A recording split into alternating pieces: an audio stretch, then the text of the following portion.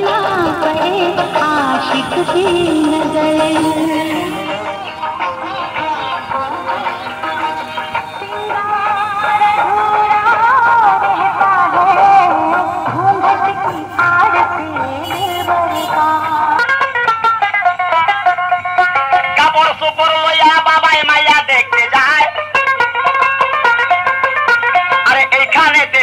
কথা বলবো আমি ভাই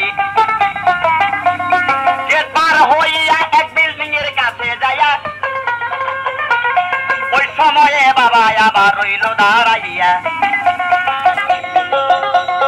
তাকাইতে দাঁড়াইয়া আছে মেয়ের আশায়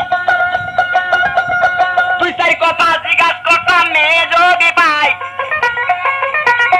এই সময়ে তিনতলা হতে